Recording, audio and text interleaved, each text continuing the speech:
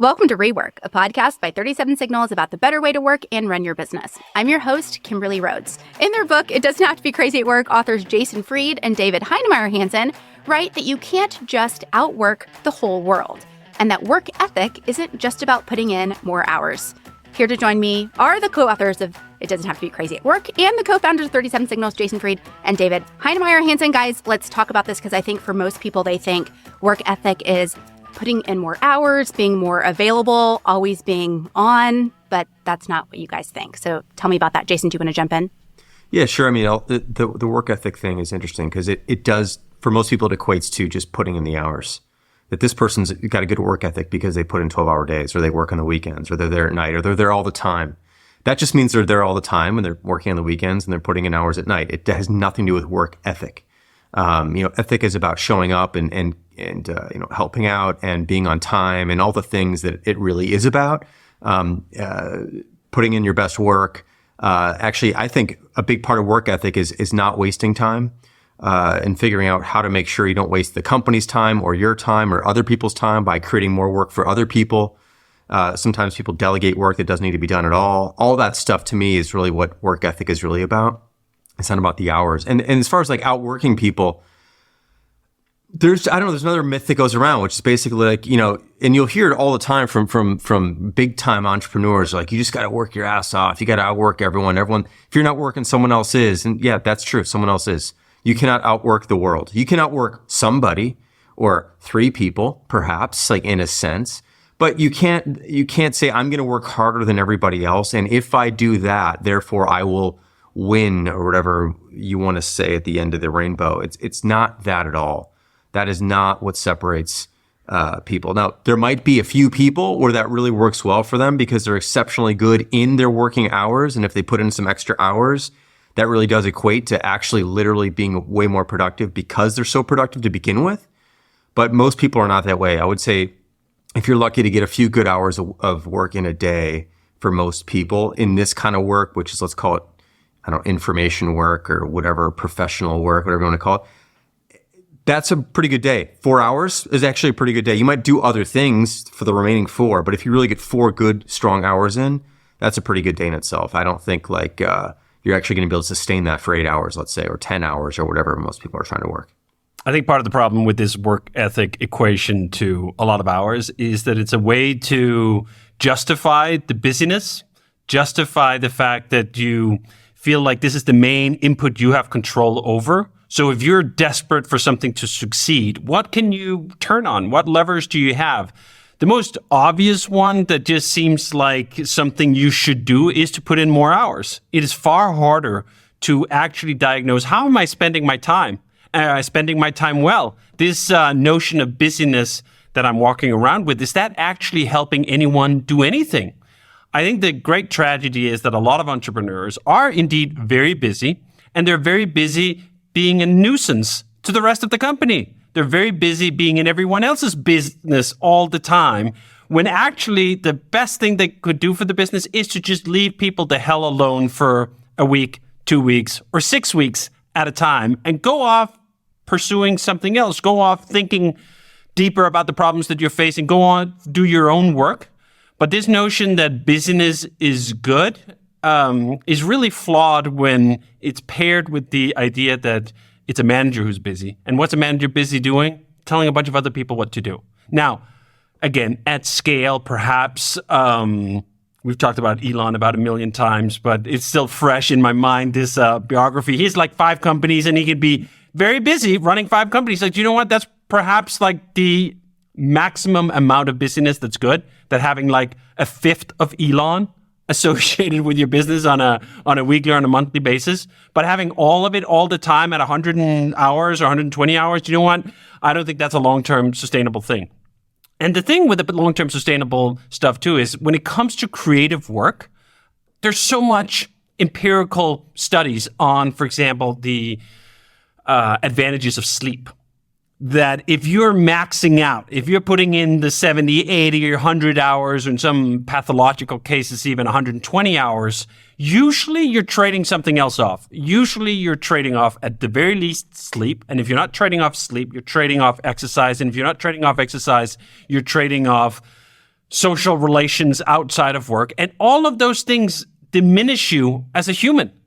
They make you more tired. They make you more fatigued. They make you more isolated. None of those are good qualities for entrepreneurs or anyone.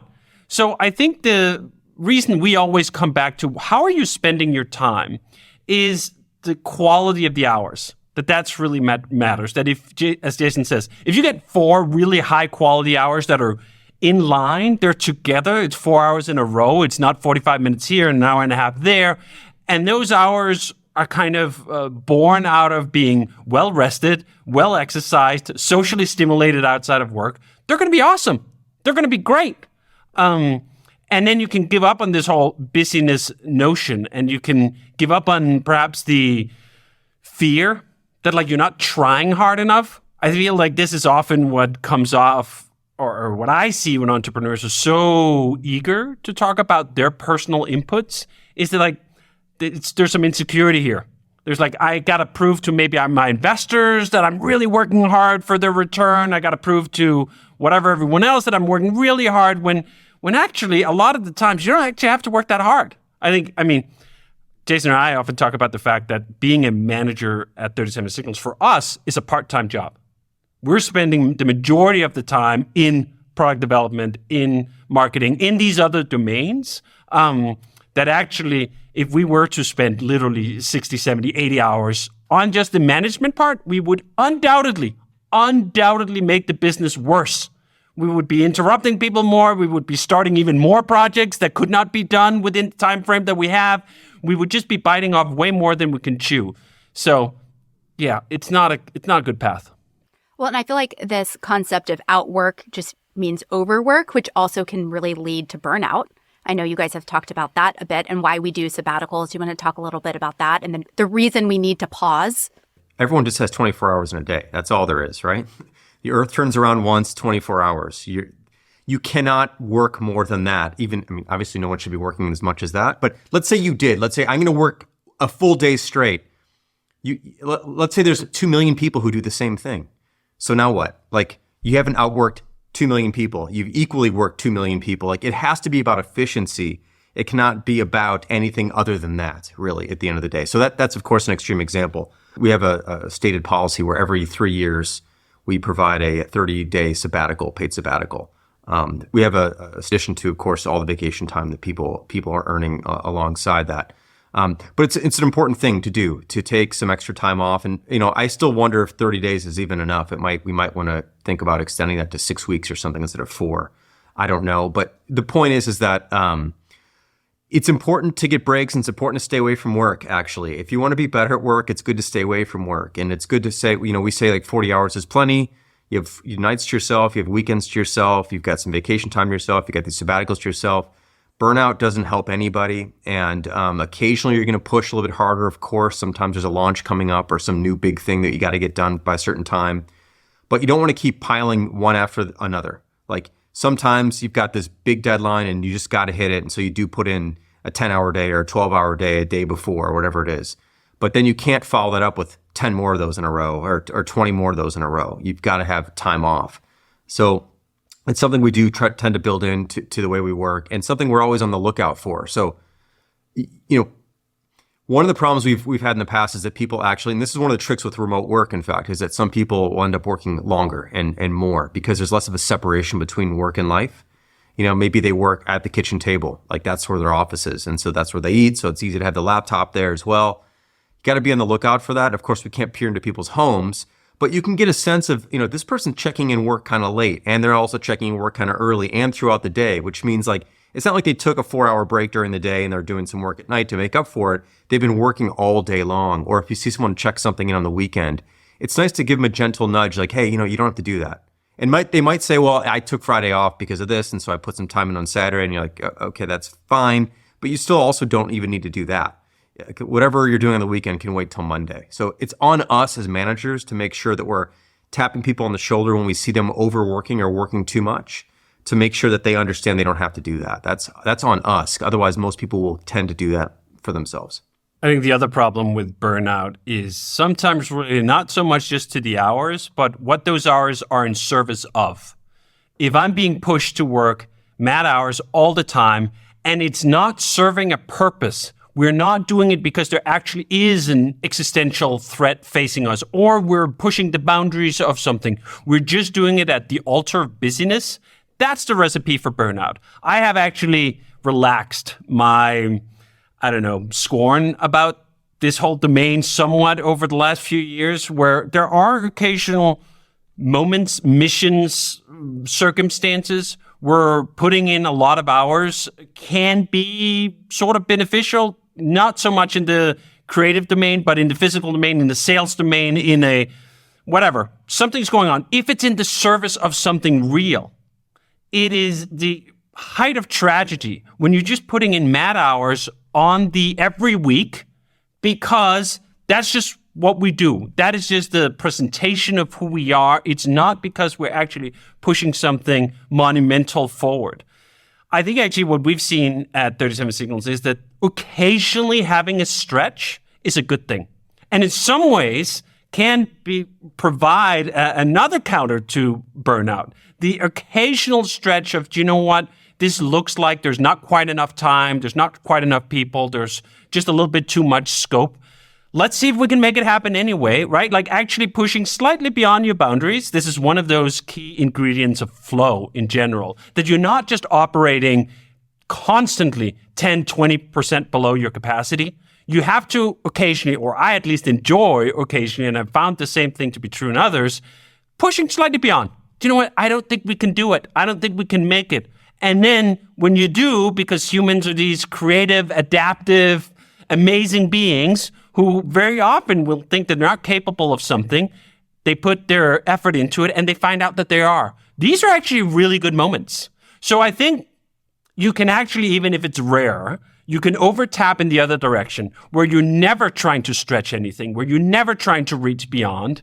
And I don't think that's a healthy state of being either. And I think if you look back on the 20-year history of our company, there are moments or periods where I could think back and say, like, you know what? I think we partially did that. We partially operated below our capacity in a way that didn't really stretch us, didn't stretch people, didn't afford opportunities to do something more and go beyond. And there's a lot of just true, deep human meaning in that, to prove to yourself and to others that you're capable of more than what you think you're capable of and what you believe you're capable of right now. So I think trying to find that middle ground of a steady state where we're rested and we're exercised and we're connected and so on. And then also occasionally going, do you know what? I think the corporate lingo is a stretch goal. I mean, just even saying that sounds just so dumb. But I think there is a kernel of something real in it, that you do occasionally need to stretch beyond what you believe you're capable of. And that in itself is also a counter to burnout, even if it occasionally means a few more hours. Okay, well, we got a question from a listener kind of related to the subject, so I thought I would read it to you guys. You might need a notepad because it's kind of lengthy, but it's about productivity and work ethic. So this person wrote in, "Hi, Kimberly, Jason, and David. First off, thanks for publishing the podcast. I look forward to the new episode each week. I've heard you say that you don't reward working harder in your organization. To get super specific here, do you mean input? What about output? In a hypothetical, admittedly impossible world where imaginary employees, Haley and John, had completely equal skills, would Haley be rewarded for going above and beyond and producing significantly more output than John?" There's some clarifications. This is like an SAT question. I'm going to keep going, though. Haley is doing this because she's extra motivated by the problems her team is solving. She's not working harder to hit a tight deadline.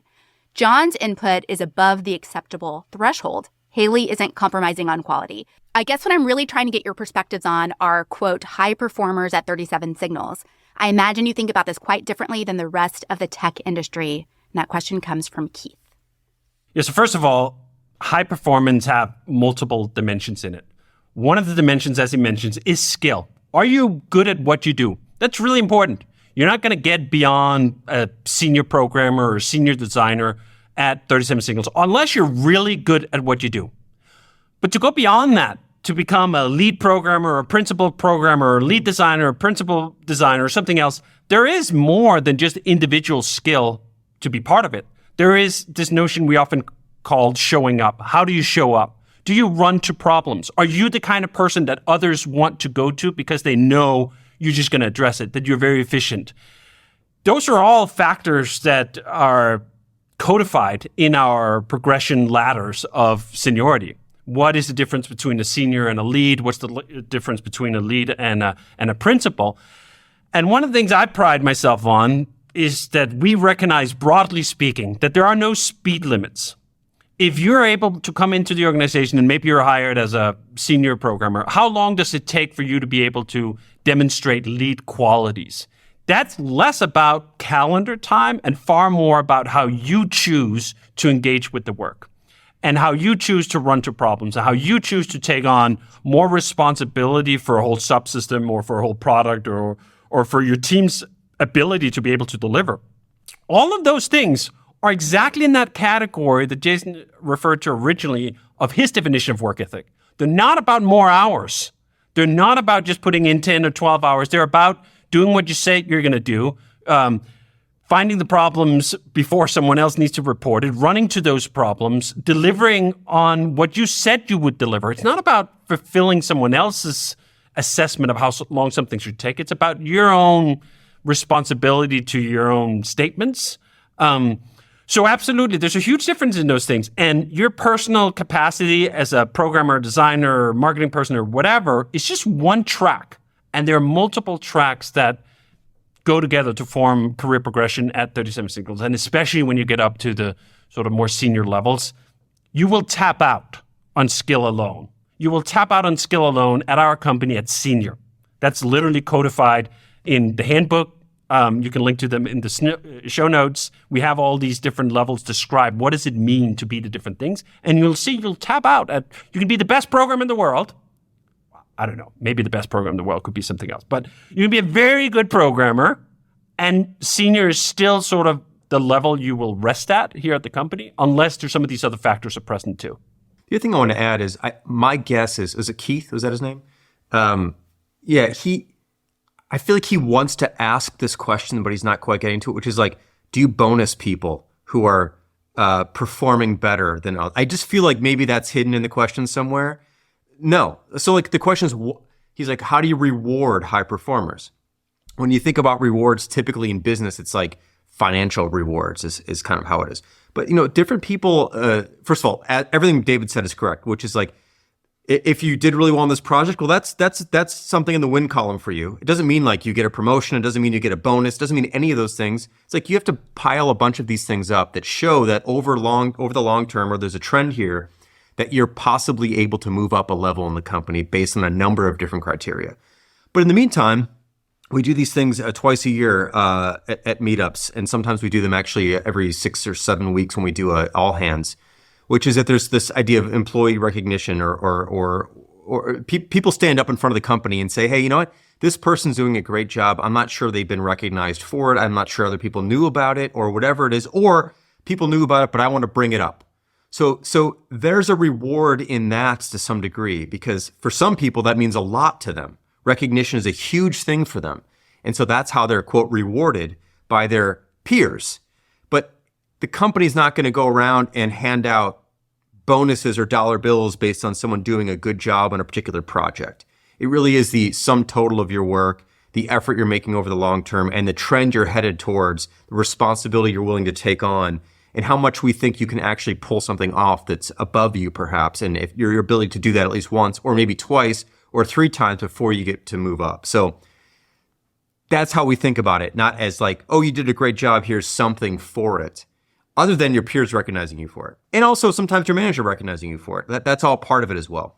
And just as important, your personal recognition that you've done a great job, the personal recognition and satisfaction of delivering something of impact that moves things forward. We've done these things at meetups where we look at the different things that motivate people. And there are some people who are highly motivated by recognition. That's a thing of others. And then there's some people who are highly motivated by internal sense of progress. And I find for myself, this is the main recognition or a reward that I get out of a job well done, is my own personal locus of progress. My sense that, you know what, we did something that mattered. We moved the ball forward. Perhaps we stretched a little bit and we didn't think that we were able to, and we did it anyway. It's a really satisfying thing to do. I wrote about this a while back when the whole act your wage thing was trending or memeing or whatever. And I just felt like, gee, oh man, that's such a sad place to be because you're just playing yourself, to quote, is it Khaled? You're playing yourself, man. You're playing yourself when you don't show up and deliver the maximum of your personal capacity, not for the business sake, although that's a nice side effect. And if you work in a nice business with nice coworkers, hopefully eventually you will be recognized, but that's not why you do it. You do it for your own progress, your own sense of identity, and move forward. Now, again, if you're working a dead-end manual labor job, that's a different category and kettle of fish, and I can see how people arrive at an act your wage thing, but I saw it creep in to creative endeavors. People thinking, you know what, creatively, I should hold back. It doesn't work. That's not how the pie is cut.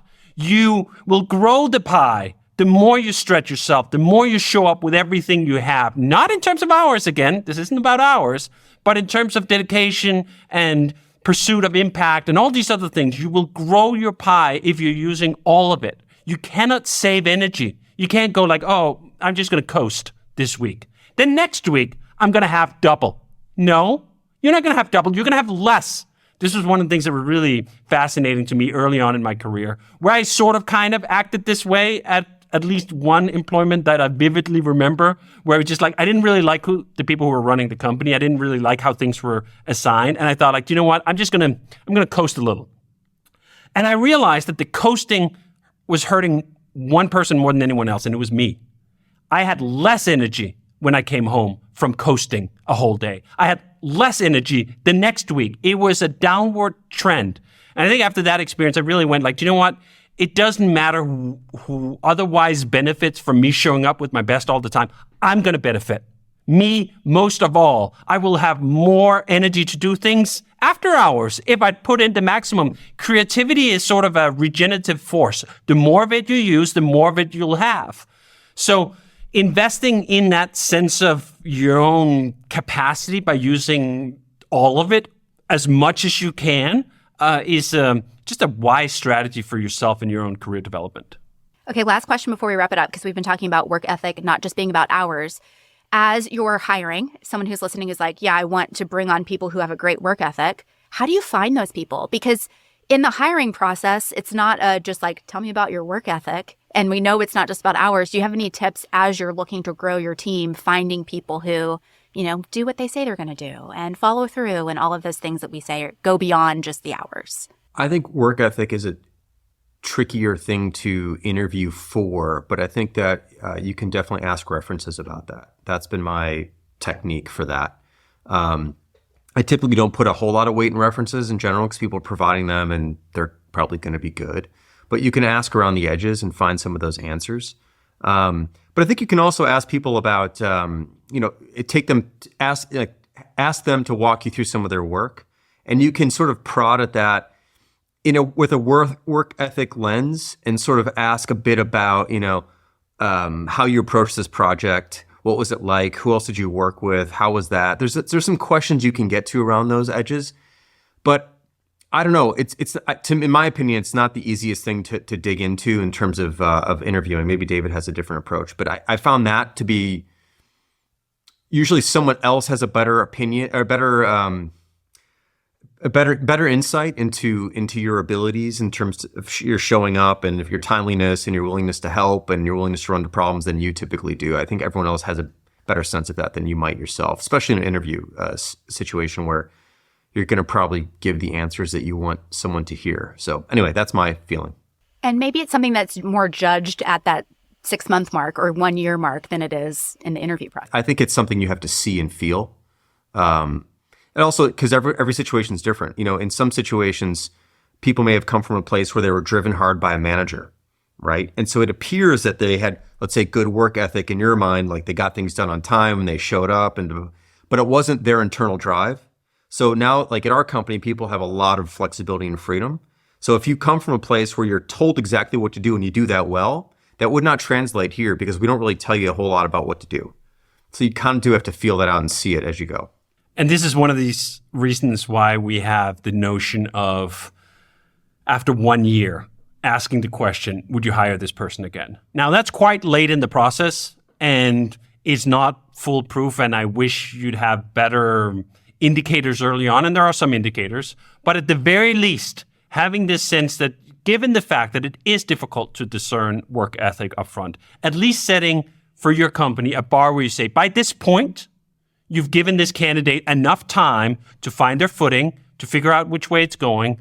Do they have the work ethic that's a match for your place? As Jason says, there's some places where if you just do everything that the manager tells you to do, that's great work ethic. That would fail spectacularly here. People are generally not going to tell you what to do, certainly not on a daily basis, barely on a weekly basis, mostly on a cycle basis, right? So you really have to have that internal locus of progress to be able to thrive here. We call that manager of one, that you may very well be reporting to a manager, but your primary manager should be yourself.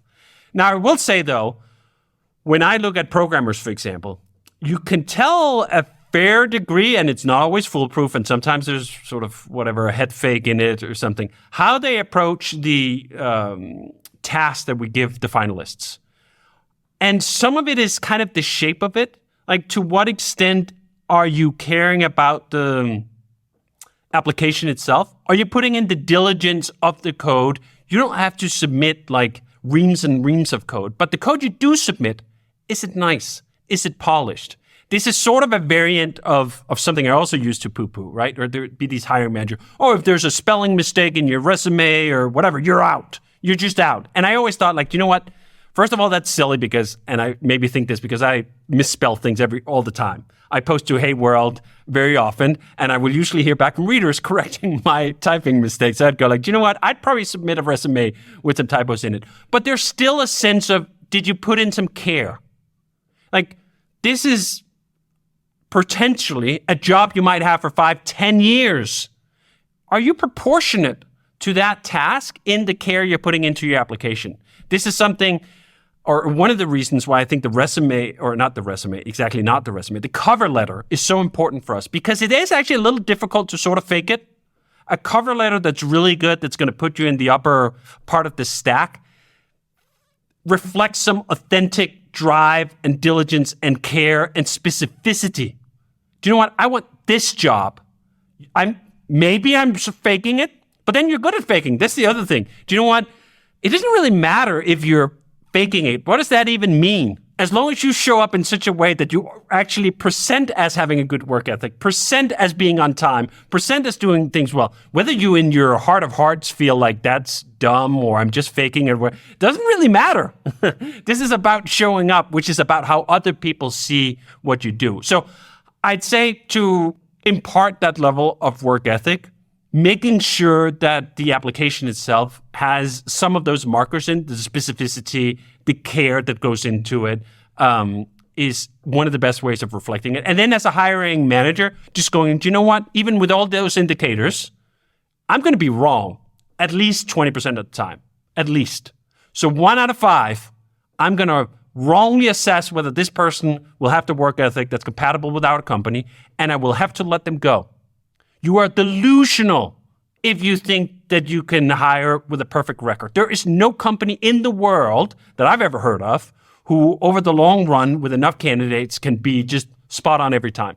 You can look at Google, you can look at Apple, you can look at all the major tech companies. They all talk about this phenomenon of how hard it actually is to figure out whether you have the right candidate or not. And none of them have cracked it yet. So just giving yourself kind of that leeway as a manager, where you go like, do you know what? 1 out of 5, I'm just pulling that number out. Maybe it's higher, maybe it's less, depends on your situation. But there will be a number of people you hire and you have high aspirations for, and they're not going to work out.